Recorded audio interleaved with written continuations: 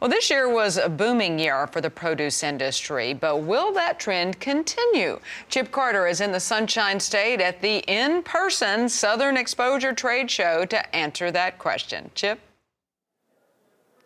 Thank you, Tammy. Despite the COVID pandemic and, in fact, likely aided by it, 2020 was a boom year for fresh produce sales. I'm with Anne-Marie Roerink of 210 Analytics. She's a number cruncher. She compiles all the statistics for the annual Power of Produce report that's presented at Southern Exposure each year. Anne-Marie, some interesting results from 2020. Produce sales kind of went through the roof. Kind of sure did, yeah.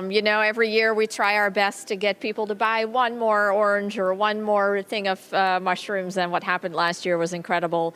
In all fairness, food service, of course, collapsed there for a little bit. That's making a comeback. But and when we say food service, we mean restaurants, hotels, every place that people couldn't go. Exactly. But anything that gets sold through the supermarket channel, et cetera. So the retail side of the business was up 11%, and that's not something we've ever seen before.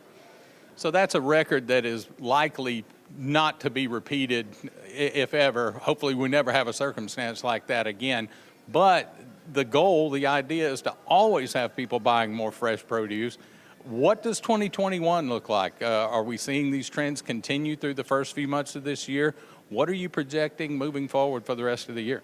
Yeah, I think people have really learned that you can manage health through food, and many of us have always known that, but at the same time, fruit and vegetables play a very central part to that. So if you look at the powerhouses of 2020, oranges were through the roof. Typically, they have a selling season that kind of goes away during the summer. That never happened. People just continue to buy citrus.